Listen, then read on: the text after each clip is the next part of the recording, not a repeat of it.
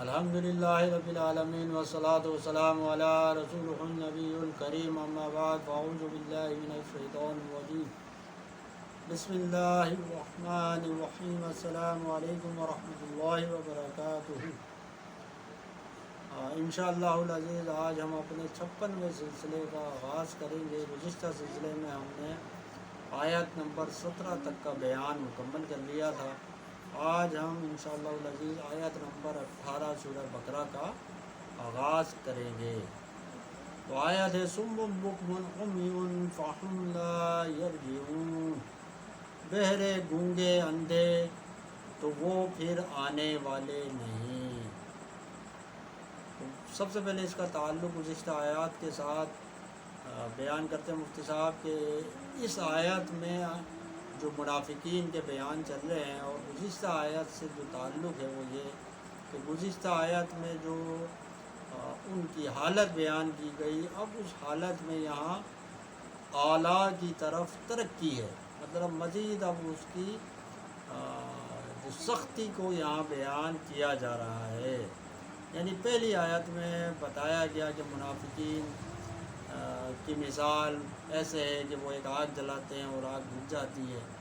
اب فرمایا جا رہا ہے کہ وہ جو آگ بجھ کے جس اندھیرے میں وہ بھٹکتے ہیں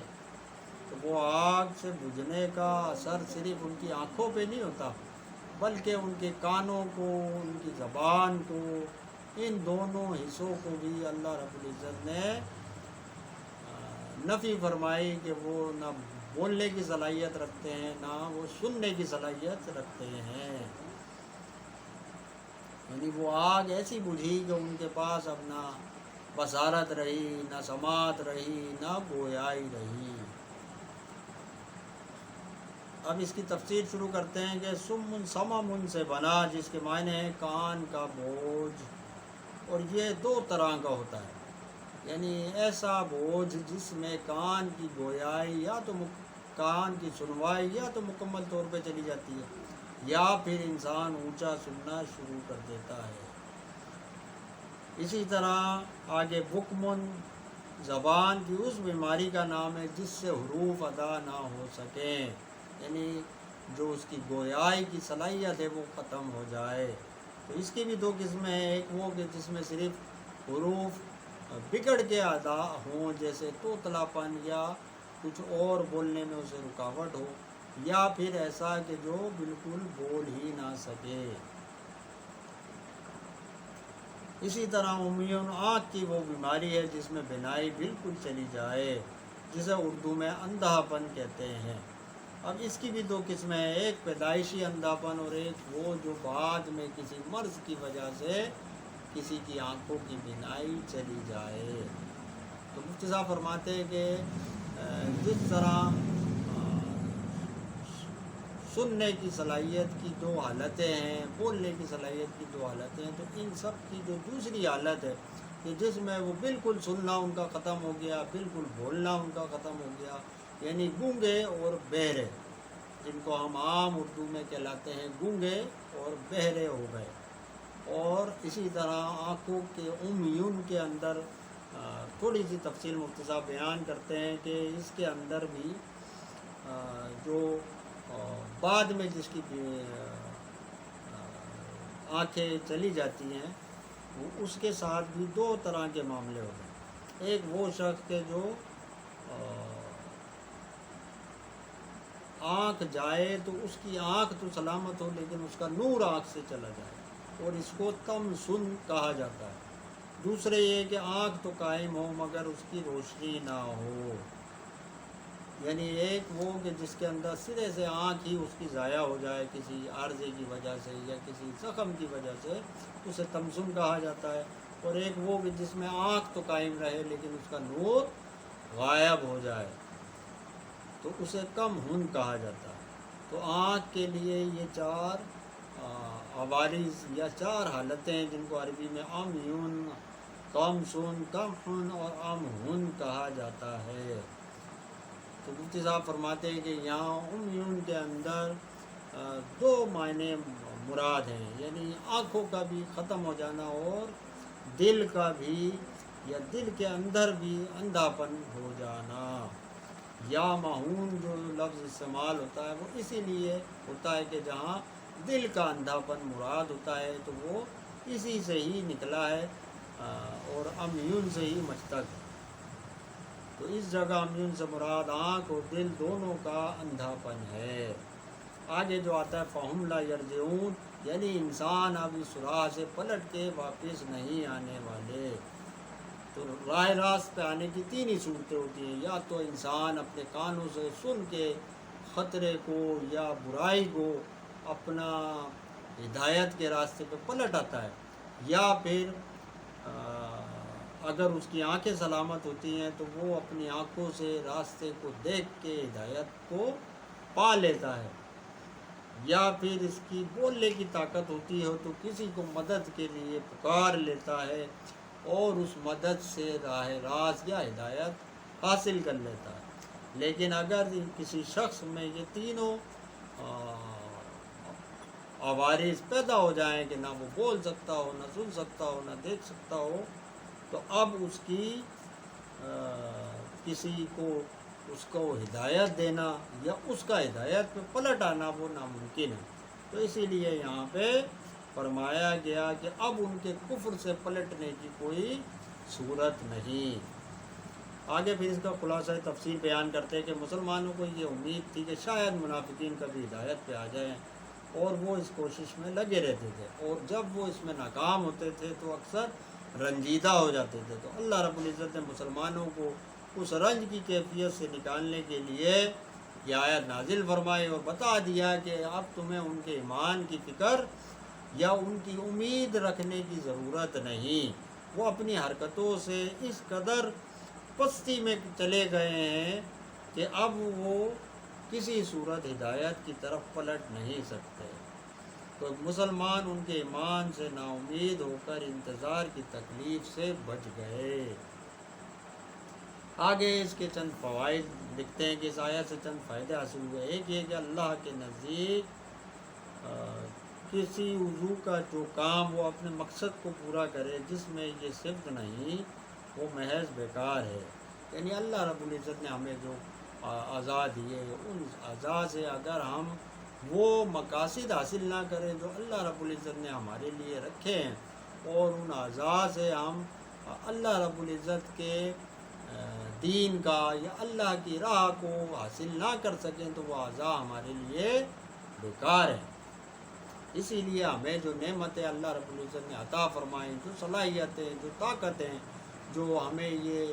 جسامت، یہ بصارت، یہ سماعت، گویائی وغیرہ جو کچھ عطا فرمایا،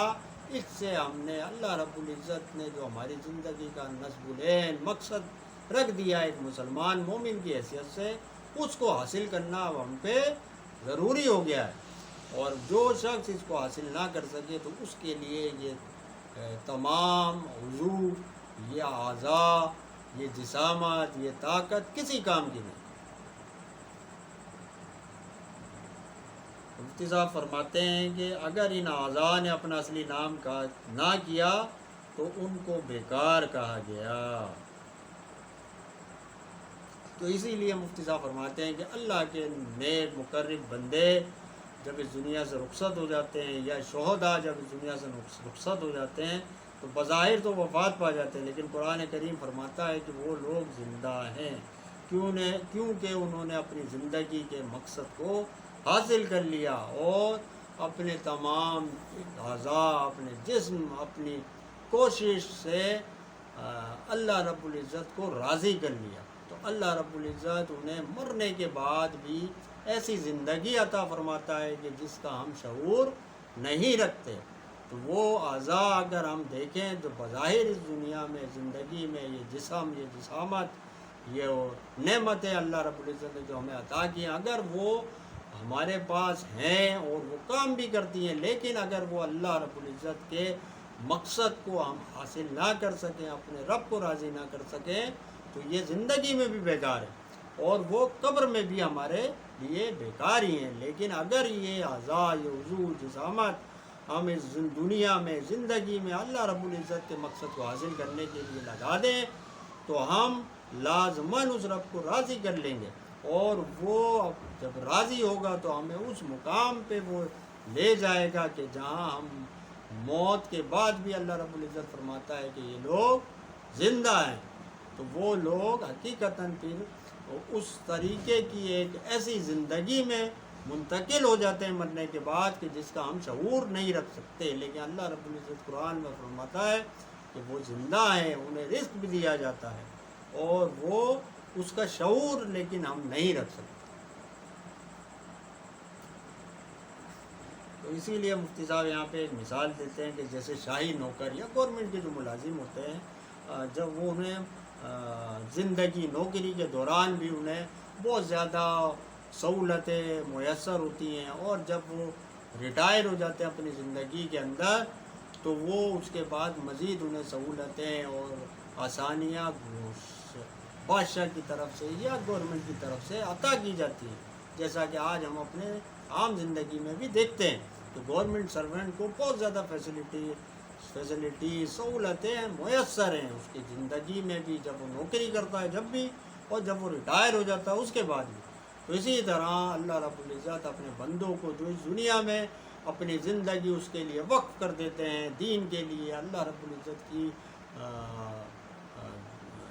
اسلام کے لیے، اس کے مذہب کے لیے، اور حضور علیہ الصلوۃ والسلام کی ناموس کے لیے، آپ کی عزت کے لیے، اور اسلام کی خوشنودی اور سربلندی کے لیے، تو اللہ رب العزت انہیں مرنے کے بعد بھی سہولتیں عطا فرماتا ہے، اور وہ زندگی سے بھی کہیں زیادہ بڑھ کر ہوتی ہیں، کیونکہ زندگی میں تو وہ بہت زیادہ کسی نہ کسی صورت مسائل و مصائب میں کہیں نہ کہیں آدمی گرفتار رہتا ہی ہے، اور وہ اس کی تقدیر ہوتی ہے، لیکن مرنے کے بعد اس کا اب ان چیزوں سے، ان مصائب سے رشتہ ختم ہو چکا ہوتا ہے۔ اب تو وہ صرف وہ بندہ ہے اور بندے کا رب ہے، بیچ میں اور کوئی تیسری شے ہی نہیں، نہ شیطان کے دھوکے ہوں گے، نہ نفس کے دھوکے ہوں گے، نہ دنیا کی مصائب ہوں گے، نہ مصائب، نہ آفات، نہ غم، نہ دکھ، کچھ نہیں۔ تو وہاں وہ جو کیفیت ہے اس کیفیت کا تو ہم اندازہ ہی نہیں کر سکتے۔ تو اللہ رب العزت ہمیں قبر میں بھی اور حشر میں بھی، آخرت کے اندر بھی ان نیک لوگوں کے صحبت اور ان کا قرب عطا فرمائے، اور اللہ رب العزت ہمیں ان کے ساتھ ملا دے۔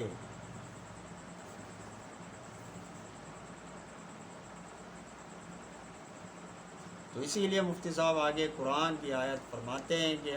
اللہ رب العزت جب اب ایسے بندے دنیا سے رخصت ہوتے ہیں تو اسی لیے قرآن پاک کی ایک آیت ہے، اللہ رب العزت ان سے مخاطب ہوتا ہے ایسے لوگوں سے، کہتا ہے ارجی الی ربک راضیۃ مرضیہ،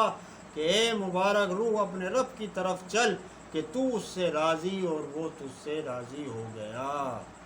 تو سبحان اللہ، دیکھیے یہ وہ مقام حاصل ہوتا ہے کہ جب انسان اللہ رب العزت کو راضی کر لیتا ہے اپنی زندگی میں، اور جب وہ اس دنیا سے رخصت ہو رہا ہوتا ہے تو اللہ رب العزت اسے اسی وقت بشارت عطا کر دیتے ہیں کہ فکر نہ کر میرے بندے، تجھے قبر کی سختیوں سے ڈرنے کی ضرورت نہیں، حشر کی سختیوں سے ڈرنے کی ضرورت نہیں،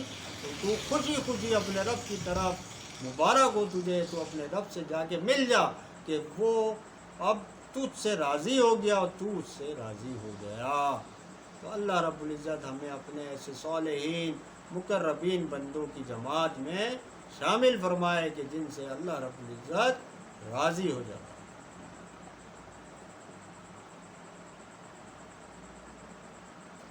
اور اسی طرح جب ایسے منافقین جن کے لیے یہ آیت نازل ہوئی، وہ لوگ جب اس دنیا سے رخصت ہوں گے اس وقت بھی ذلت ہوگی ان کی، اور جب حشر میں اٹھیں گے تو اللہ رب العزت نے قرآن میں ان لوگوں کے لیے فرمایا وَنَحْشُرُهُمْ يَوْمَ الْقِيَامَةِ عَلَىٰ وُجُوهِهِمْ عُمْيًا وَبُكْمًا وَصُمًّا، یعنی ہم ان کو قیامت کے دن ان کے چہروں کے بل اندھا گونگا بہرا اٹھائیں گے۔ تو ان کی تو حالت قیامت میں بھی وہی ہوگی کہ جس حالت میں وہ دنیا سے رخصت ہوئے، اور اس سے بھی کہیں زیادہ حالت بدتر ہوگی بلکہ۔ تو اللہ رب العزت ہمیں ایسے لوگوں کی صحبت سے بچائے اور ہمارا خاتمہ ایمان پہ فرمائے کہ ہم حشر میں کہیں اللہ رب العزت ہمیں ان کی صف میں کھڑا نہ کر دے، اور ہم ان کے ساتھ نہ شامل ہو جائیں۔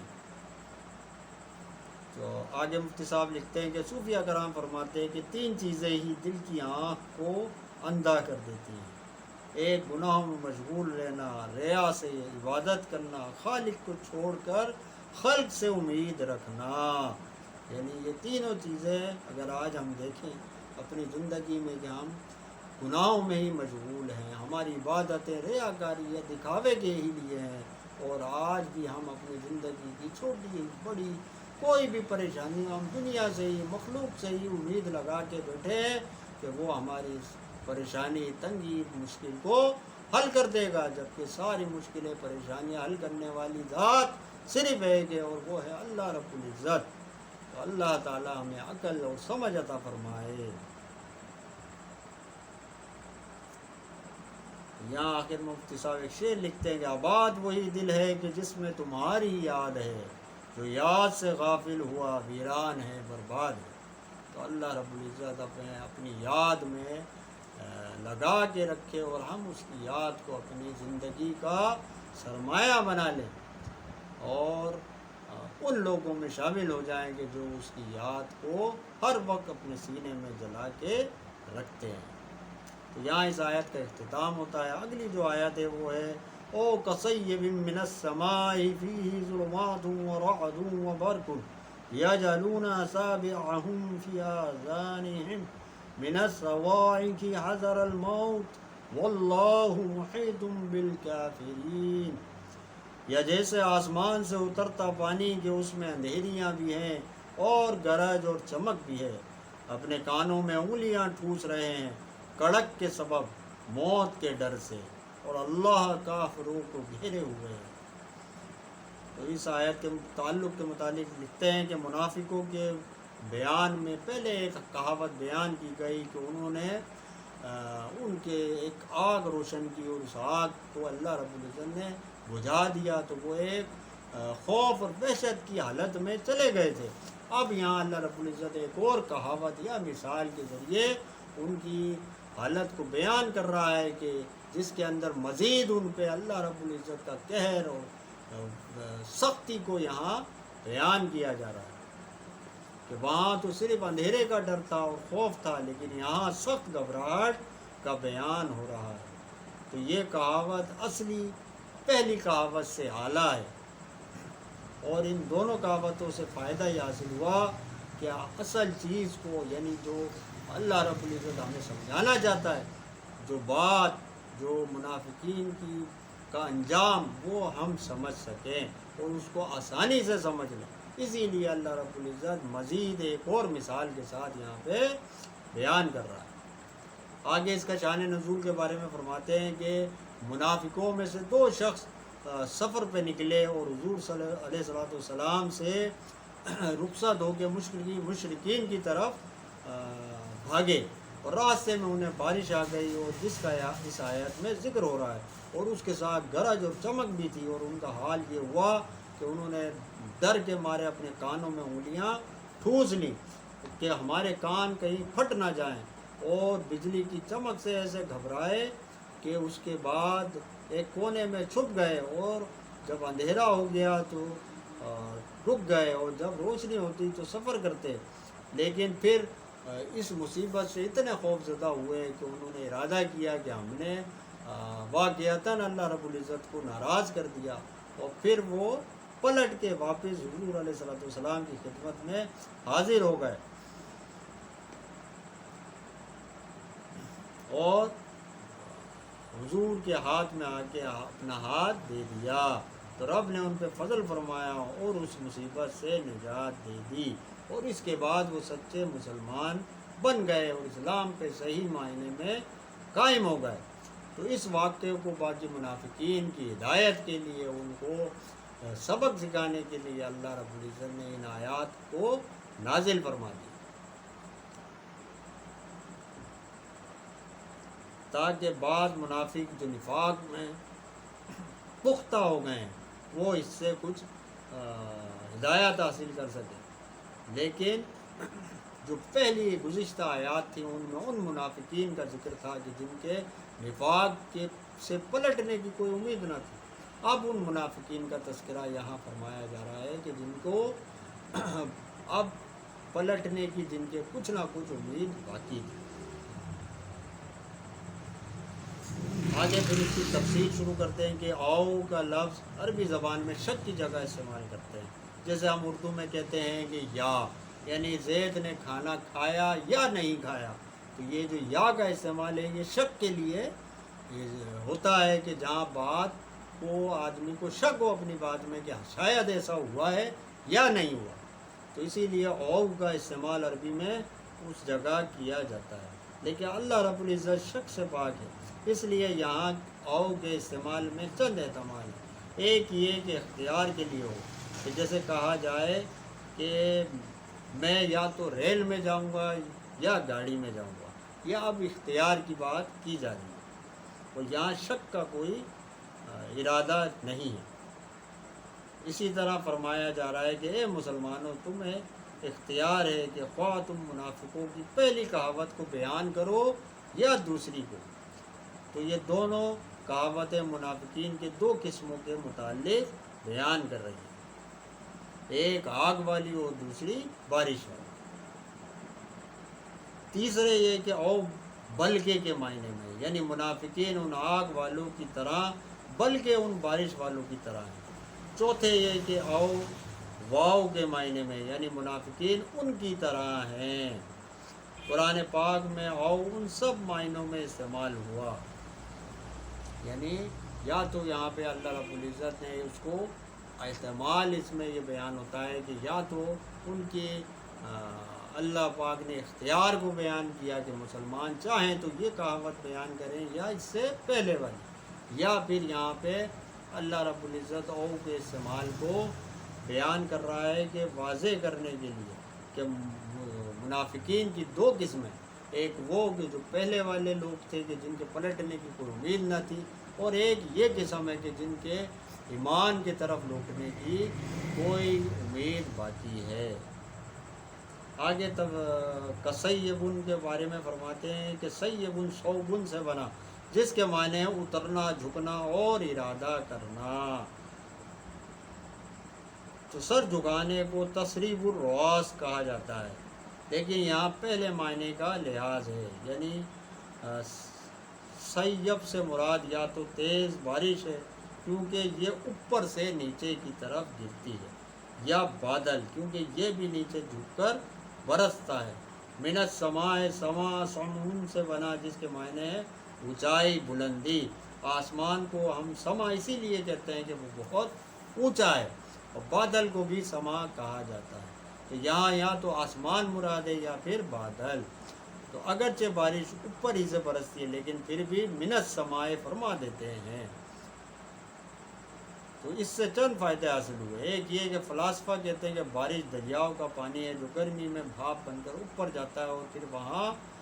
ٹھنڈ کی وجہ سے بادلوں میں جم کے، اور پھر جب وہ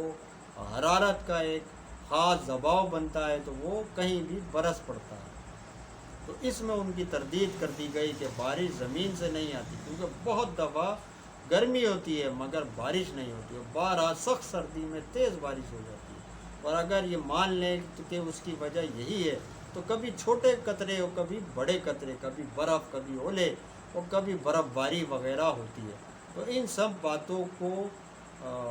اگر پھر بھی ہم مان لیں کہ بارش سمندر کی ہی یا زمین کے پانی کی ہی وجہ سے ہوتی ہے، تو بتاؤ سمندر میں پانی کہاں سے آیا؟ مطلب وہ پانی جو سمندروں میں موجود ہے اگر وہ اسی رفتار سے اوپر جا رہا ہے اور وہاں سے واپس آ رہا ہے تو پھر سمندروں میں پانی کہاں سے آیا؟ یقیناً آسمان ہی سے آیا، تو وہ جب آیا تھا تو وہ جب اس زمین پہ وہ پہلے آسمان کی ہی طرف سے آیا، تو یہ خزانے ہمیں اللہ رب العزت نے ہی عطا کیے ہیں۔ تفسیر رول بیان سے ایک روایت بیان کرتے ہیں کہ سیدنا عبداللہ ابن عباس روایت کرتے ہیں کہ عرش کے نیچے ایک دریا ہے جس سے تمام حیوانات پر رزق نازل فرمائے جاتے ہیں، تو رب تعالیٰ کی مرضی کے مطابق تمام رزق آسمانوں سے گزرتے ہوئے دنیاوی آسمان کی طرف پہنچتے ہیں، اور بادل مثل چھلنی کی ہے کہ پانی آسمان سے آتا ہے، اس سے چھن کر زمین پہ گرتا ہے، اور ہر قطرہ ایک فرشتہ لے کر آتا ہے جو زمین پر آہستگی سے پانی کو رکھ دیتا ہے۔ دوسرا فائدہ من السماء فرمانے میں یہ ہے کہ اس میں جانب اشارہ ہے کہ بارش عالمگیر بارش ہے، یعنی یہ نہیں ہوتا کہ بارش کسی ایک جگہ ہی ہوتی رہے، جہاں اللہ رب العزت کا حکم ہوتا ہے بارش وہاں پر ہی برستی ہے۔ اگر دنیا کے دانشور یہ کہتے ہیں کہ بارش زمین کے پانی سے ہوتی ہے، مگر اس کے اسباب آسمان سے بنتے ہیں، کیونکہ آفتاب کی گرمی اور وہاں کی ٹھنڈک، زمین کا جو درجہ حرارت وغیرہ، یہ سب مل کے بارش کا وجوہات پیدا کرتے ہیں، اور بارش آسمان سے ہی نازل ہوتی ہے۔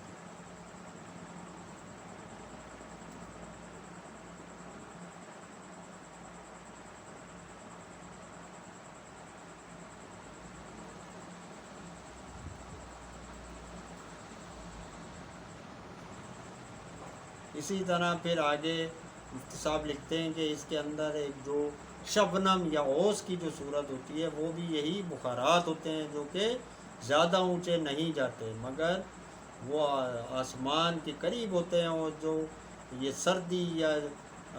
ٹھنڈ کی وجہ سے جم جاتے ہیں، اور جب گرمی کا دباؤ پڑتا ہے تو وہ شبنم یا اوس کی صورت میں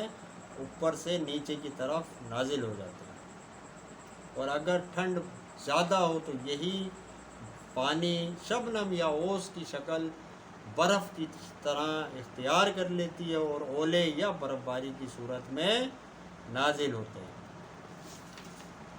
تو یہ مختلف بخارات اور دھواں یا یہ جو پانی کے جو قطرے ہیں ہوا کے اندر، ان کی مختلف کیفیات ہیں۔ جہاں بخارات ٹھنڈے ہو کر بادل بن جاتے ہیں اور دھواں اس کو چیر کر اوپر جانا چاہتا ہے، یعنی یہ جو بخارات اور جو بادل ہیں، ان کا جب بعض دفعہ ایسا ٹکراؤ ہوتا ہے کہ جس کی وجہ سے اس میں سخت آواز پیدا ہوتی ہے، اور اسی آواز کا نام اردو میں گرج چمک یا عربی میں رعد ہے۔ تو کبھی یہ جب بخارات تیزی سے اوپر کی طرف بڑھتے ہیں تو یہ روشن بھی ہو جاتے ہیں، اور اسی کو اردو میں بجلی اور عربی میں برق کہتے ہیں۔ اور کبھی بہت سردی کی وجہ سے یہ دھواں جم کر زمین کی طرف لوٹتا ہے، اور یہ جمع ہوا دھواں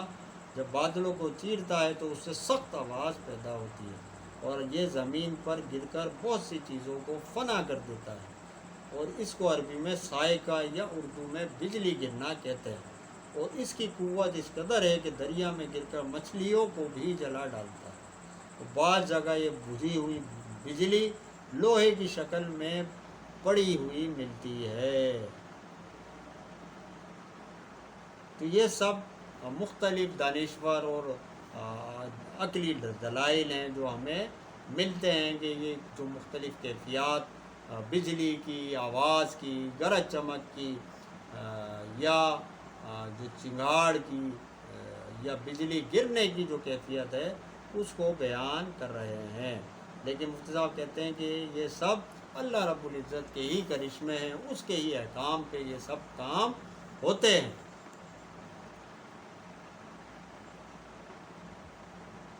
تو اسی لیے من السماء ان کے قول پہ بھی خوب چسپا ہوتا ہے، یعنی وہ بھی مانتے ہیں کہ سارے کام آسمان پہ ہی ہو رہے ہیں، اور اللہ رب العزت بھی یہاں بیان فرما رہا ہے کہ من السماء۔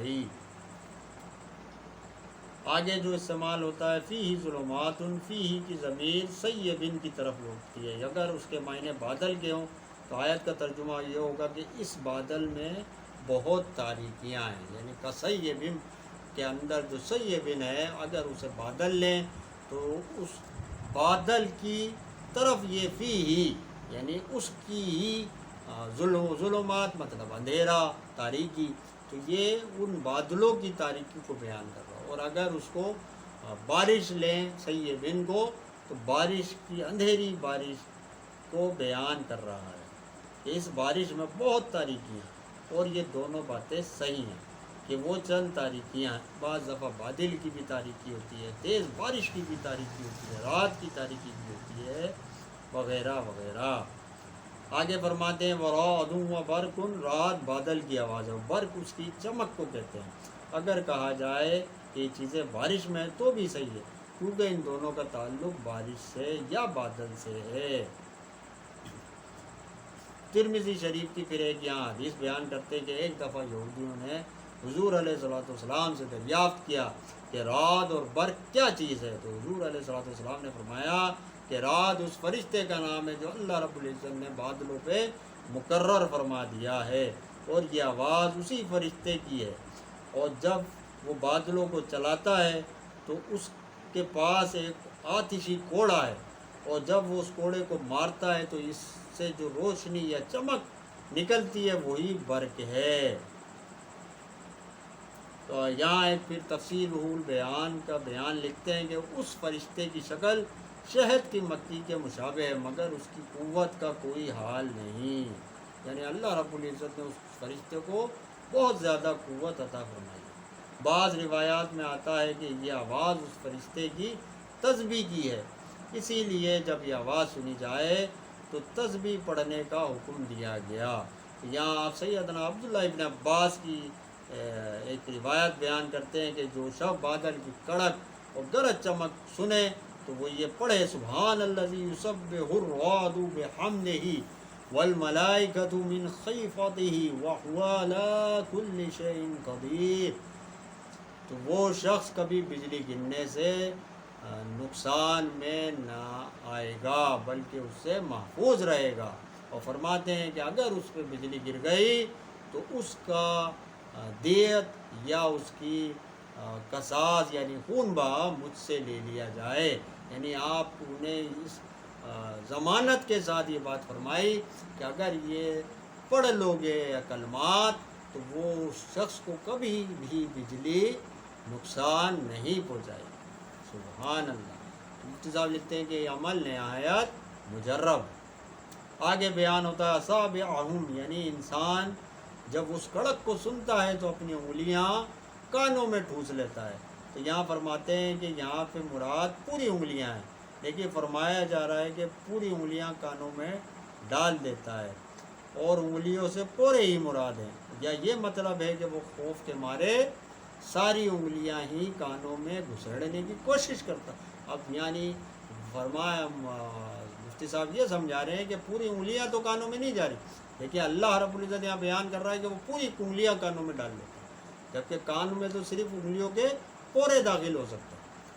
لیکن وہ اتنے خوف زدہ ہوئے کہ ان کا بس نہیں چلا کہ کانوں کو کسی صورت بند کر لیں۔ وہ آواز، وہ کڑک اتنی خطرناک تھی کہ جس کو وہ برداشت نہیں کر سکے، انہیں لگا کہ ان کے کان پھٹ جائیں گے۔ آگے فرماتے ہیں کہ من الصواعق کی صواعق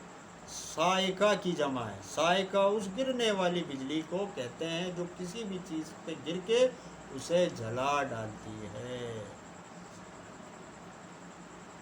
یعنی وہ لوگ بجلی گرنے کی خوف سے اور اس آواز سے اتنے ڈر گئے کہ ان کی سمجھ میں نہیں آیا کہ وہ کیا کریں۔ حذر الموت، حذر کے معنی ہیں ڈر اور پرہیز، یعنی بچنا، اور یہاں دونوں معنی ہیں، یعنی یا تو وہ موت کے ڈر کی وجہ سے یا موت سے بچنے کے لیے۔ واللہ محیط، یعنی اللہ رب العزت نے ان کافروں کو اپنے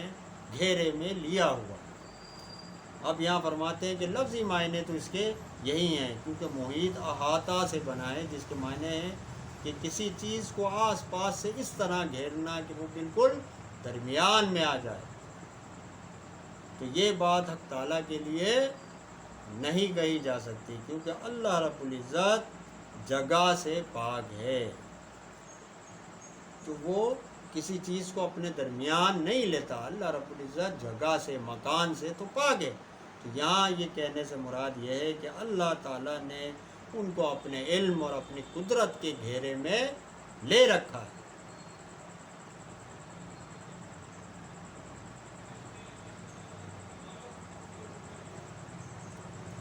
آخر میں آتا ہے بالکافرین، یعنی یہاں بیان ہوتا ہے کہ کافرین، کہ اللہ نے ان کافروں کو اپنے گھیرے میں لے رکھا ہے، لیکن اللہ تعالیٰ کا علم یا قدرت تو سب کو گھیرے میں لیے ہوئے۔ اب یہاں کافرین کا اظہار فرمانے کا مقصد یہ ہے کیونکہ بیان انہی کے متعلق، منافقین کافرین کے متعلق ہی ہو رہا ہے، اسی لیے یہاں پہ کافرین کا بیان کیا گیا۔ آگے اس کی تفسیر بیان کرتے ہیں۔ خلاصہ تفسیر کے منافقین کی حالت کو ایک نہایت نفیس کہاوت کے ذریعے مزید سمجھایا جا رہا ہے کہ ان لوگوں کی حالت اس شخص کی طرح اندھیری رات میں جو سنسان جنگل میں جا رہا ہو اور اچانک نہایت کالا بادل اس کو آ گھیرے اور سخت اندھیرے میں پھنس جائے، پھر بارش ہو تیز آندھی والی، گرج چمک والی، اور اس گرج سے سن کے اس کو اپنی موت کا اندیشہ ہو جائے کہ میں اب تو بس مرنے والا ہوں، اور وہ اپنے کانوں میں انگلیاں ٹھوسنے لگے کہ کہیں اس کی آواز اس کے کان کے پردے نہ پھاڑ دے، وہ بجلی کی روشنی پا کے وہ ڈر جائے کہ کہیں یہ مجھے جلا نہ ڈالے، اسی عجیب کشمکش میں وہ پھنس جائے اور نہایت عجیب حالت میں حیران و پریشان ہو اور کچھ سمجھ میں نہ آتا ہو کہ وہ کیا کرے، کدھر جائے۔ یہی حال ان منافقین کا ہے کہ اپنی زندگی کی اندھیری رات میں دنیا کا جنگل طے کر رہے ہیں کہ اچانک ان کے سامنے حضور علیہ السلام تشریف لائے جو کہ رحمت الہی ہیں، اور اس گہرے بادل اور بارش کو آپ نے قرآن کریم کی نور سے اور اس کی اپنی رحمت سے اس کو دور کر دیا، اور اس کو یہ بارش اور گرج چمک پھل پھول کی طرح لگنے لگی۔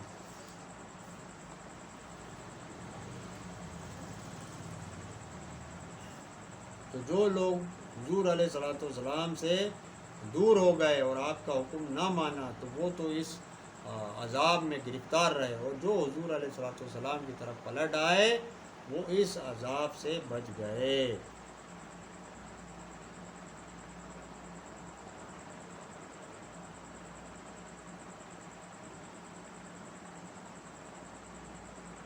تو مثلاً اب یہاں مفتی صاحب بیان فرماتے ہیں کہ جتنی مسائل، پریشانیاں، مصیبتیں، آفات نازل ہوتی ہیں ان میں آدمی کو یہی سوچنا چاہیے کہ ہر چیز اسلام سے نیچے ہے اور اسلام سب پہ فوقیت رکھتا ہے، دین ہمارا سب پہ فوقیت رکھتا ہے۔ تو ہم کبھی کسی مال، اولاد یا کسی اور چیز سے اپنے آپ کو دین سے دور نہ کریں، تبھی ہم ان مصیبتوں سے بچ سکتے ہیں۔ اور جب ہم ان مصیبتوں میں گرفتار ہو جائیں اور اس کی وجوہات یہی ہوتی ہیں کہ ہم دین کو چھوڑ دیں۔